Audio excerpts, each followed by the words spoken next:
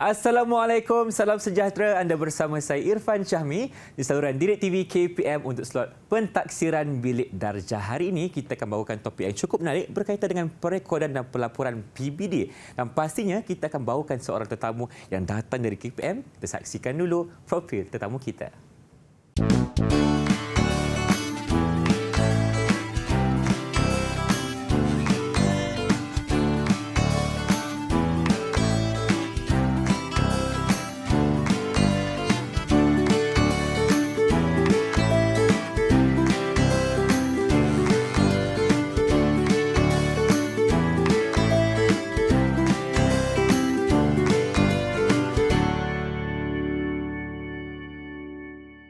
Baik, itulah dia profil tetamu yang Irfan katakan tadi. Kita persilakan Puan Nur Aliza Nordin, Penolong Pengarah Sektor Dasar dan Pendidikan Kurikulum Bahagian Pembangunan Kurikulum Kementerian Pendidikan Malaysia. Assalamualaikum Puan, apa khabar? Assalamualaikum. Sihat ya? Alhamdulillah. Terima kasih kerana bersama Irfan hari ini untuk slot PBD kita. Dan pastinya kita akan ditemani oleh seorang jurubahasa isyarat. Irfan perkenalkan dulu. Cikgu Azliana Mashuri dari SK Pendidikan Khas Jalan Batu B, Kuala Lumpur. Cikgu, apa khabar? Alhamdulillah, terima kasih kerana setia bersama kami untuk slot PBD hari ini. Seperti yang Irfan katakan tadi, kita akan membicarakan, mengenengahkan isu berkaitan dengan perekodan dan pelaporan PBD yang akan dilaksanakan oleh guru-guru di sekolah mereka. Tanpa melengahkan masa, jom kita mulakan Puan. Terima kasih Irfan. Assalamualaikum dan salam sejahtera. Okey, pada hari ini saya akan berkongsi sedikit berkaitan dengan perekodan dan pelaporan bilik darjah, pentaksiran bilik darjah, okey, ataupun singkatannya adalah PBD. Okey.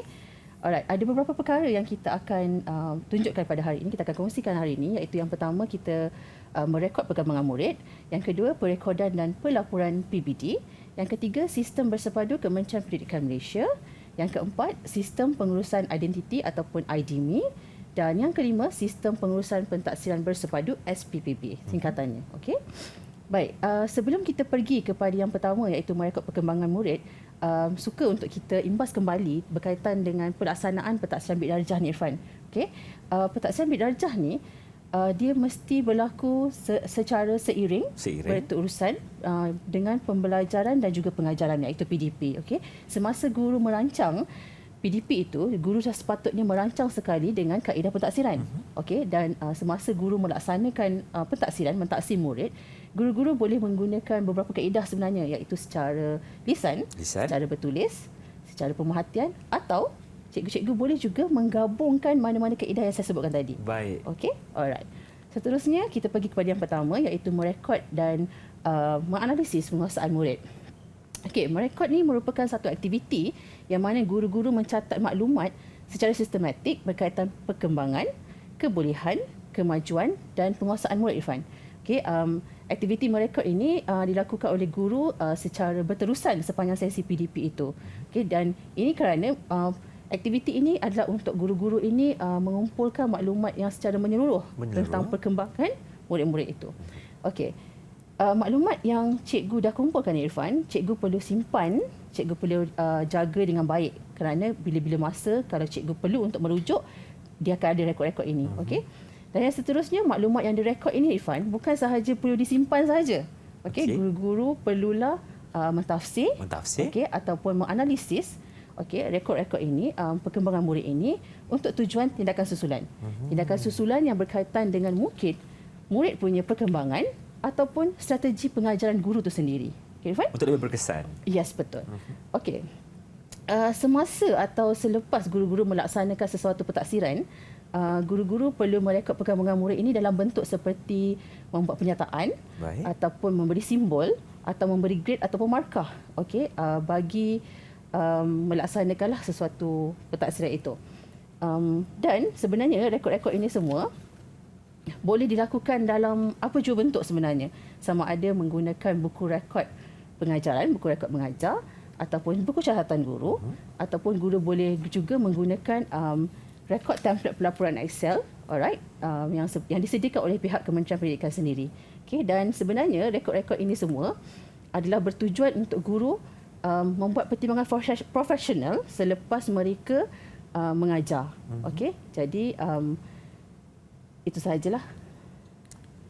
Baik, yang ini dari segi rangkumannya puannya. Okey, ini adalah perkara yang kedua yang kita akan bincangkan hari ini, iaitu berkaitan dengan pelaporan pentaksiran bilik darjah. Okey.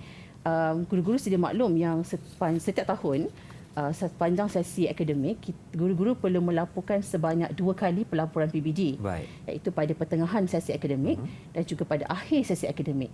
Okey, pada pertengahan sesi akademik, pentaksiran yang berkaitan adalah pentaksiran berterusan, iaitu yang melibatkan formatif dan juga summatif. Berterusan ni maksudnya puan sepanjang tahun. Sepanjang tahun, betul Irfan. Okey. Dan untuk akhir sesi akademik, ada terdapat satu lagi tambahan elemen dalam kita punya pelaporan, iaitu ujian akhir sesi akademik. Okey. Kalaulah tadi kita bercakap tentang pertengahan sesi yang ada pentaksiran berterusan, untuk akhir sesi juga kita perlu melaporkan berkaitan dengan pentaksiran berterusan itu yang bersifat formatif dan summatif. Juga ada ujian akhir sesi akademik yang totally berkaitan dengan summatif sahaja. Okey. Dan untuk pentaksiran berterusan, dia melibatkan semua murid daripada tahun 1 sehingga ke tingkatan 5. Menengah atas. Semua. Okey, termasuklah juga kelas peralihan. So pentaksiran berterusan, pelaporannya melibatkan semua kategori murid itu. Tetapi untuk ujian akhir sesi akademik seperti yang penonton boleh tengok sekarang ni, untuk ujian akhir sesi akademik dia hanya melibatkan murid-murid di tahap 2, iaitu tahun 4, 5 dan 6. Baik. Dan juga menengah rendah, iaitu tingkatan 1, 2 dan 3. Betul Irfan. Okey. Alright. Itu sahaja. Terima kasih Puan Aliza untuk penerangannya. Itulah permulaan kepada topik kita hari ini, iaitu perekodan dan pelaporan pentaksiran bilik darjah. Jadi kita akan berhenti berehat seketika. Teruskan bersama kami dalam PBD Didik TV KPM.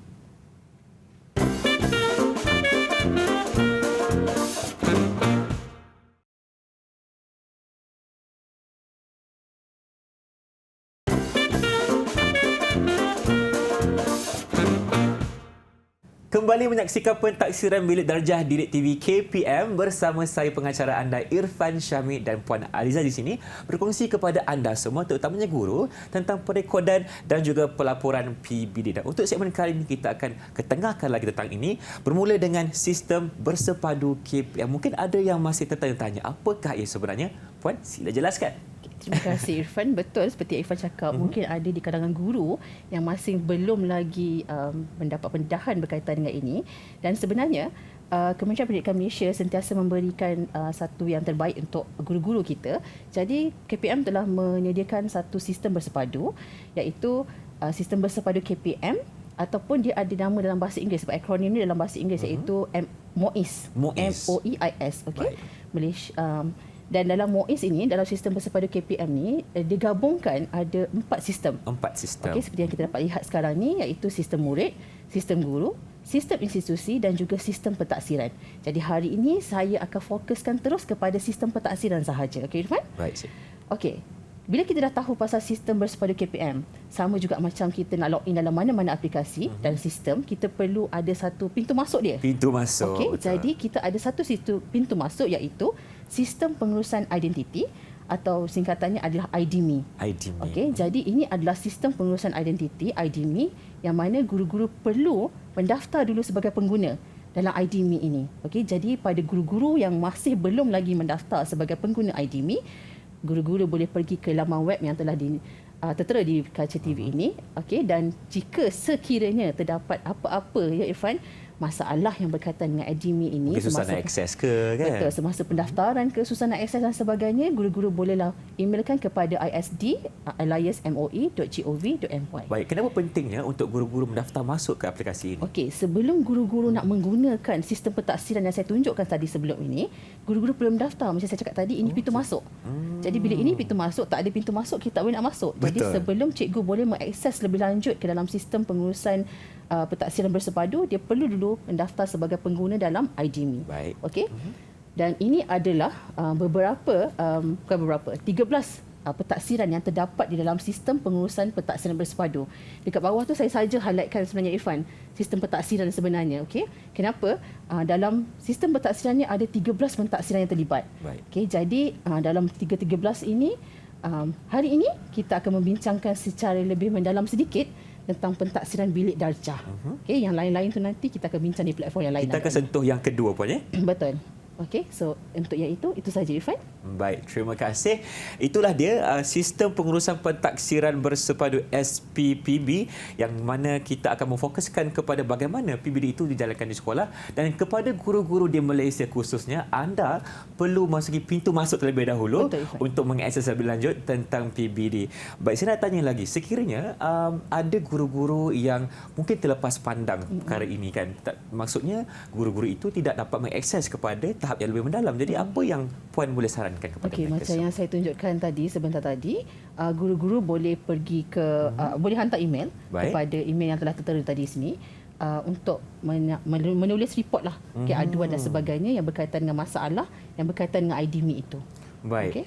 Apa yang akan berlaku sekiranya memang guru tadi tak tahu langsung mengenai IDMI ini dan juga mungkin kurang cakna tentang perkembangan pendidikan negara kita? Jadi apa yang boleh Puan corkan kepada pendidik di Malaysia? Okey, jika guru-guru masih lagi tak jelas dan sebagainya, guru-guru boleh merujuk kepada pejabat pendidikan Malaysia daerah masing-masing. Baik. Ataupun guru-guru boleh juga pergi merujuk kepada Jabatan Pendidikan Negeri, sebab kita ada sebenarnya pentadbir-pentadbir yang menguruskan sistem-sistem ini di peringkat jabatan dan juga di peringkat PPD.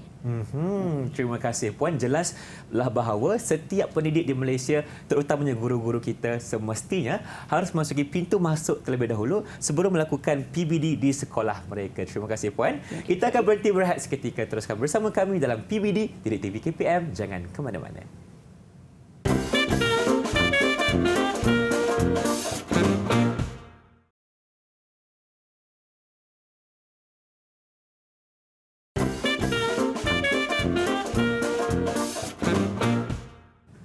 Kembali bersama kami dalam pentaksiran Bilik Darjah Didik TV KPM, dan untuk segmen kali ini kita akan ketengahkan pula tentang sistem pengurusan pentaksiran bersepadu ataupun SPPB, di mana tadi pun nak diterangkan ada 13 kesemuanya elemen dalam itu, tapi kita akan fokuskan kepada yang kedua iaitu pentaksiran Bilik Darjah, sama dengan tajuk kita pada hari ini. Baik Puan Aliza, untuk segmen kali ini kita akan ketengahkan nombor 2 tadi iaitu PBD. Jadi permulaannya bagaimana?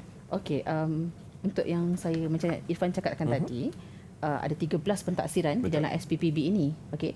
Jadi hari ini kita hanya akan fokus pada pentaksiran Bilik Darjah iaitu PBD. Okey. Jadi selepas tadi kita dah cakap pasal pintu masuk dia kan, IDMI tu. Dah masuk dah. Okey. Selesai. Jadi bila cikgu dah masuk dalam IDMI tu, ini antara paparan yang akan cikgu nampak lah basically. Okey, cikgu akan nampak paparan ini. Yang mana dalam paparan ini akan ada beberapa sistem, iaitu sistem murid, sistem guru, sistem institusi, dan yang paling penting untuk saya sampaikan hari ini adalah pengurusan pentaksiran itu. Okey, jadi ini antara mukanya lah. Okey, bila guru dah masuk dalam pengurusan pentaksiran, cikgu akan memilih untuk pentaksiran Bilik Darjah. Okey, akan ada menu di belah kanan, okey, untuk cikgu pilih. Dan untuk pentaksiran Bilik Darjah ini, seperti yang saya dah terangkan dalam segmen pertama tadi Irfan, yang mana dia terbahagi kepada pentaksiran berterusan dan juga ujian akhir sesi akademik. Pandai Irfan, okey. Jadi untuk guru-guru memasukkan data tahap penguasaan dalam sistem pentaksiran ini, okey, PBD basically, akan ada beberapa aktiviti lah sepanjang tahun. Jadi aktiviti yang kita boleh nampak sekarang ni adalah pentaksiran berterusan untuk akhir sesi akademik dan juga pentaksiran berterusan pertengahan sesi akademik, iaitu pada sesi akademik akan datang. Okay, Irfan? Dan yang akan datang nanti kita ada juga ujian akhir sesi akademik. Alright? Okey, di sini ini adalah di mana guru-guru perlu mengisi tahap penguasaan murid itu. Ini contohnya ya. Ini contoh, okey, ini contoh sahaja. Yeah. Alright. Tahap penguasaan murid itu untuk kalau yang ini saya bagi contoh pentaksiran berterusan untuk akhir sesi akademik. Kalau kita tengok pada aktiviti yang ada di situ, pentaksiran berterusan akhir sesi akademik. Selepas guru kan tadi masa awal saya dah cerita tentang merekod, dia simpan rekod dia buat pertimbangan profesional dia, okey. Jadi ini adalah masa di mana dia akan meletakkan satu tahap penguasaan, menentukan satu tahap penguasaan untuk murid dia. Okay, untuk semua mata pelajaran, untuk semua tahap tingkatan daripada tahun 1 sehingga tingkatan 5, termasuk kelas peralihan, Irfan. Okey, jadi kita tahu, guru-guru tahu yang tahap penguasaan ada 1 sehingga 6, Irfan. 1 hingga 6, okay, betul. TP1 sehingga TP6.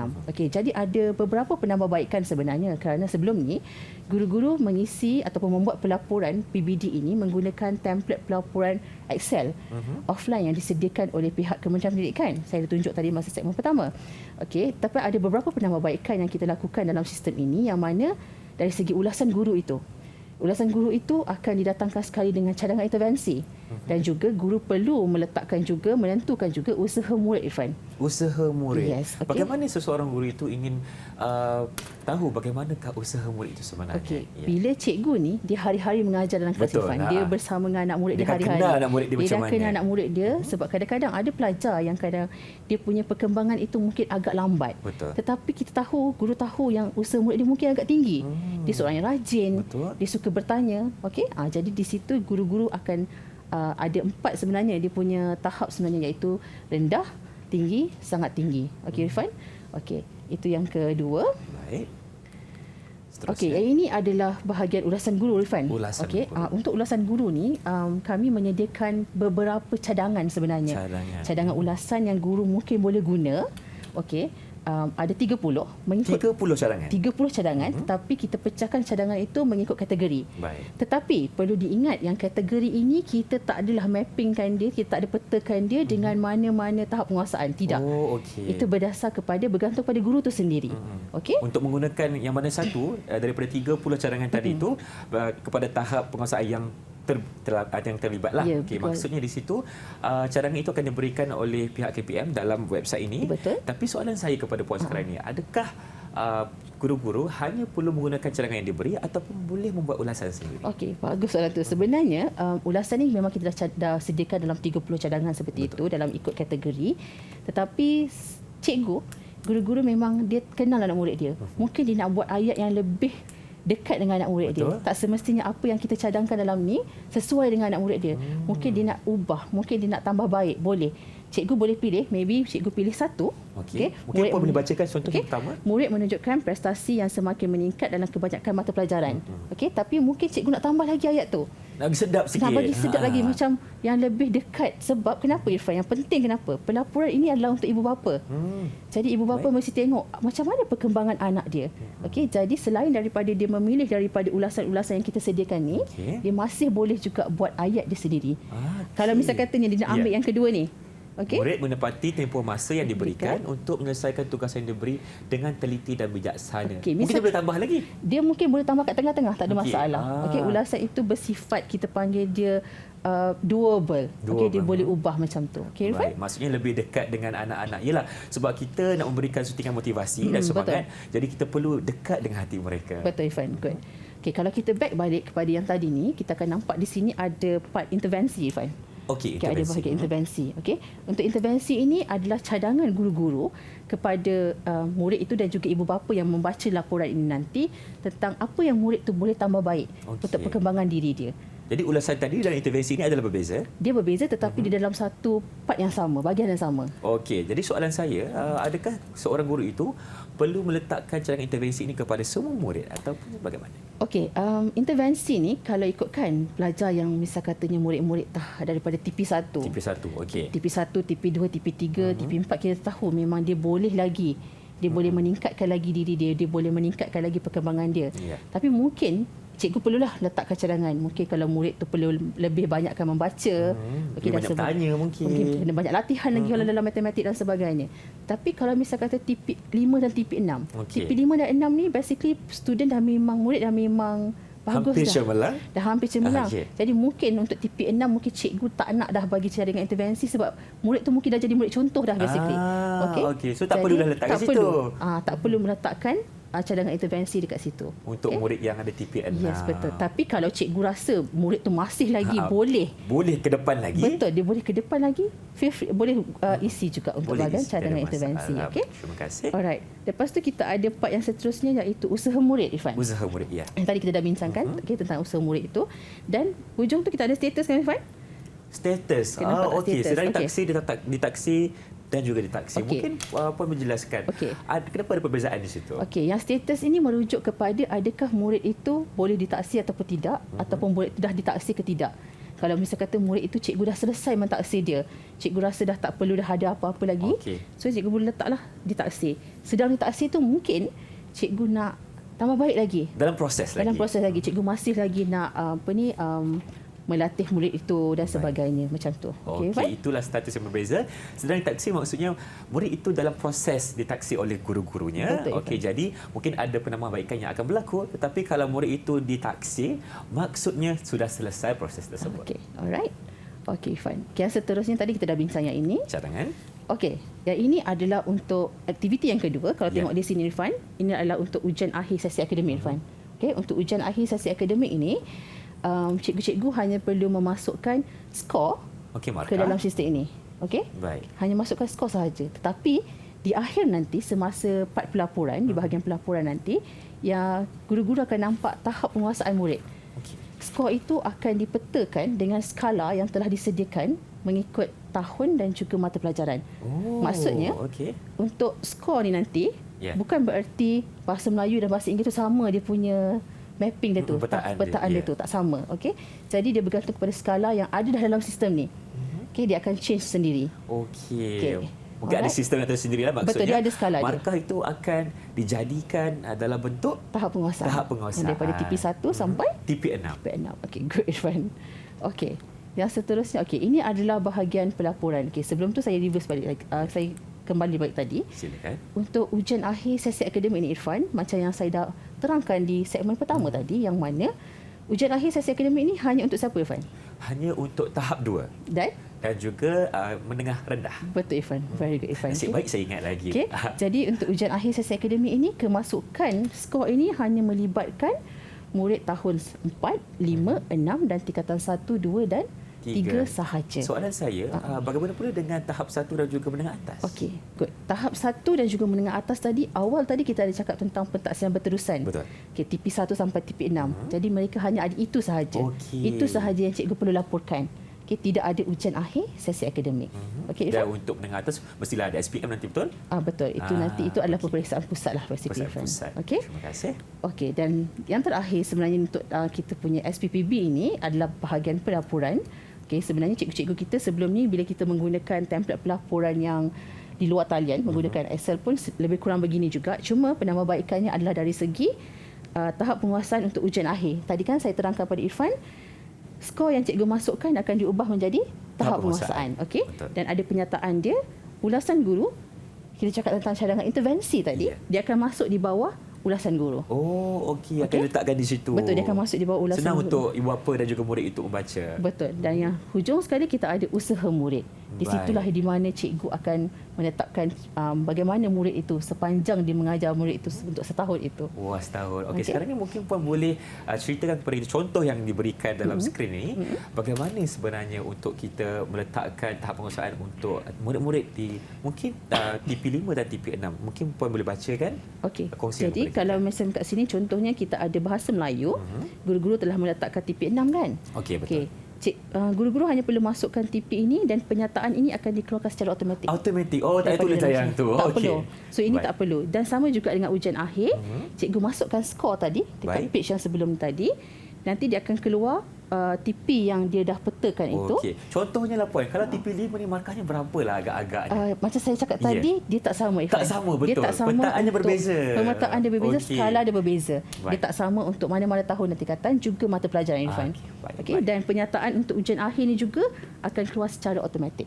Oh, okey. Dia akan keluar sendiri. Okey. Dan ulasan guru Ulasan pun guru bagaimana? apa yang cikgu dah tulis tadi, usaha murid di situ.